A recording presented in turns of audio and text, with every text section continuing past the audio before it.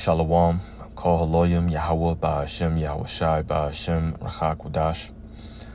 Double honors to our apostles and elders of Great Millstone, peace and blessings to the elect.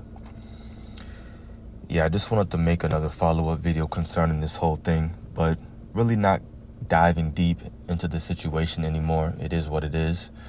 But I was thinking about something these past few days, and I came across a video that the elder Ariala made, and I had the same exact mindset. I was just thinking about how crazy it is that our people are so quick to justify wickedness. They're so quick to justify evil, unrighteous doings and these different carnal acts. And it's because majority of our people obviously are 2/3.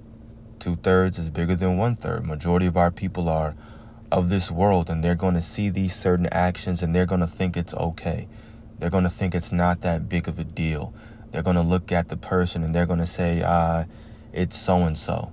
So they're going to pass judgment and overlook the situation. But that's wrong. Doing that is actually evil. And I want to jump into a few precepts that prove that it's not a good thing. This is Proverbs 17, verse 15. He that justifieth the wicked and he that condemneth the just, even they both are abomination to the Lord. So you're not supposed to justify the wicked and, of course, their wickedness. You can't look at somebody doing something that you know clearly is wrong, especially if it showcases their mentality, something that's wrong with them upstairs. And then you justify that individual and you overlook it. No, we're supposed to be a nation of, what does it call us? We're supposed to be priests. We're supposed to be judges. We're supposed to understand, okay, this is right, this is wrong, this is the reason why we're in this situation right now. But majority of our people, no, that's not the case. And you can't be surprised, like I said. You can't be surprised when you see our people justifying evil, nasty, disgusting, and wicked behavior. Because more than likely, they're down with that crap. They're of the world. A lot of people that are justifying it, they probably do it. They probably do all these wicked, nasty, evil, unrighteous acts. That's why to them it's just, let's just sweep that under the rug.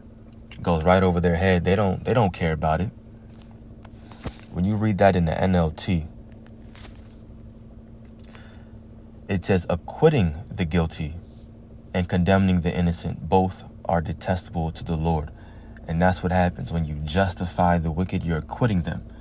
And when you acquit somebody, you're basically saying that they're innocent. That's what's going on. Our people are looking at the behavior of this specific individual and they're saying, yeah, he's innocent. Don't worry about it. He repented. It's all good. It's over. Boom. Just like that. Come teach us again. You see, that's how you know a lot of our people have itching ears. That's it. They have itching ears.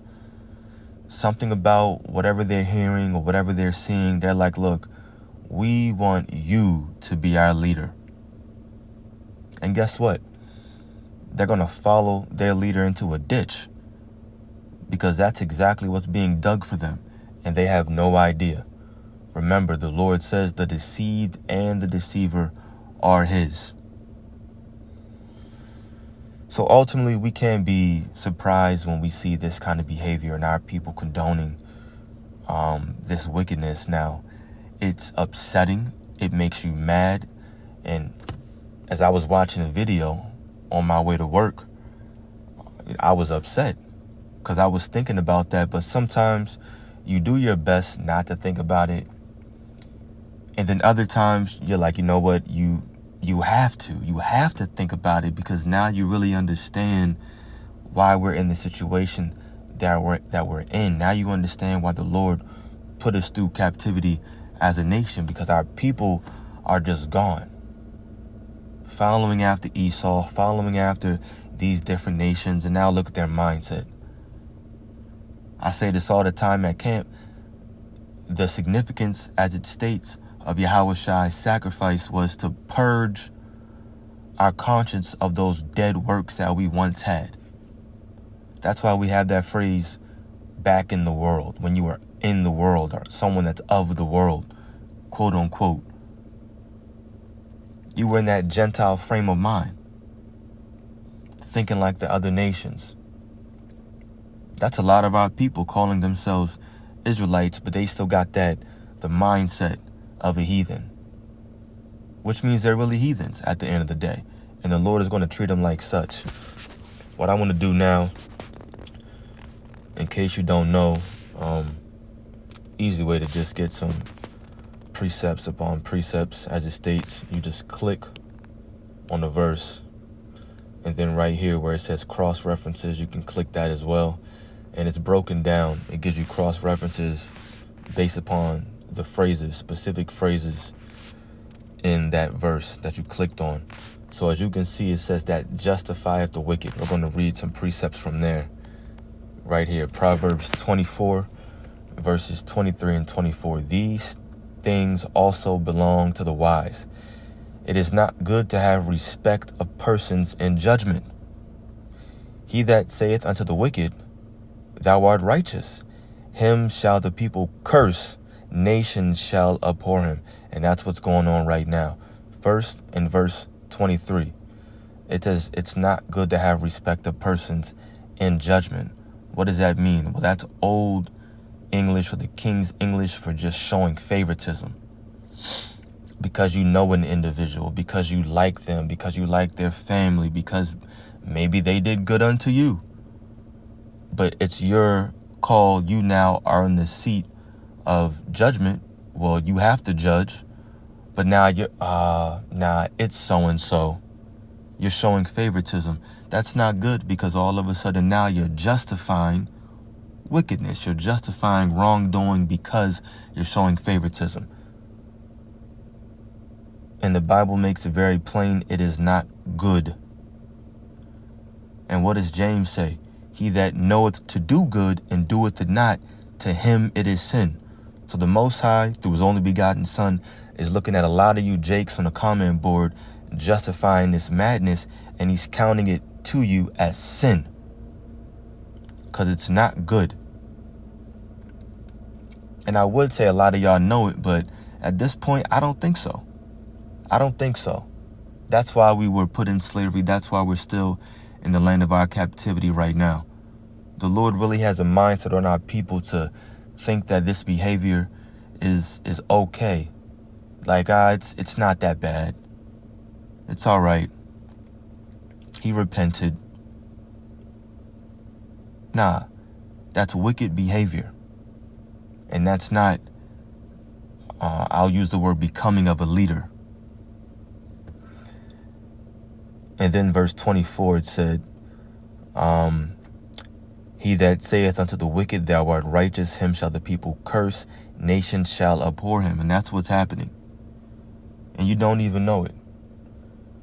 It's not a good look. You over here justifying somebody for doing wicked deeds. It says nations, basically people shall abhor you. They're going to be like, all right, look, you can't come around us. Don't come around me. At the very least, I'm going to say it like this. A separation is happening from a huge separation is happening right now. That line is being drawn in the sand. Look, do you have that mark, that thawat, exempt from judgment, or do you not? And the Lord is doing that right now. A lot of our people, 2/3 of our people, they're being abhorred. They're being put aside because they're saying to the wicked, you're righteous. No, we like what you teach. We like what you say. We're okay with your actions. Okay. All right, we'll see what the Lord thinks when all hell breaks loose. We'll see if he's on your side then. We'll see if he was okay with your mentality and your actions then.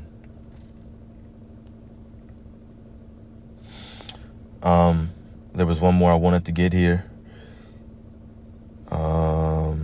And the innocent and righteous slay thou not, for there it is, Exodus 23 verse 7.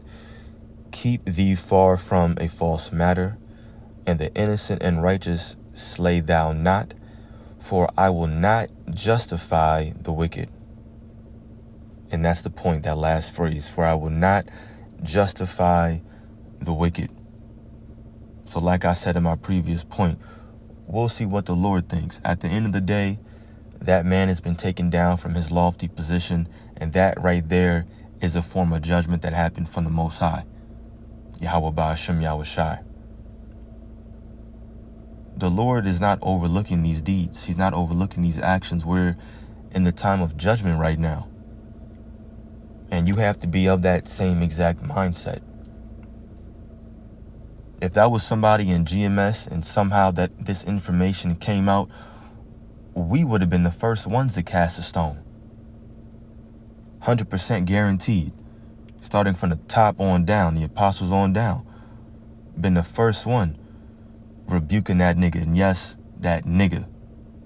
That's how we would have called him. And he'd be out, gone. Whether he was a top man, a part of our group or not. He would have been out. Not justifying that kind of behavior. No, you're not supposed to. You're not supposed to show favoritism. It doesn't matter who it is. But that takes a certain kind of mindset. It takes a strong mind to be able to do that. That's why it says the most important things for a man is temperance, prudence, justice, and then the last one says fortitude. Because in order to show proper justice, you have to have a strong mind, which is the definition of fortitude. And it goes to show a lot of our people are weak-minded. That's what it is.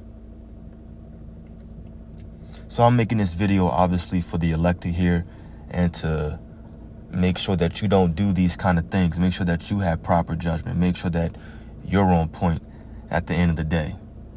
So, Lord's will, this was edifying to the elect. Call Haloyim, Yahweh Ba'ashem Yahweh Shai, Ba'ashem Rachak Udash. Double honors to our apostles and elders of Great Millstone. Peace and blessings to the elect. Shalom.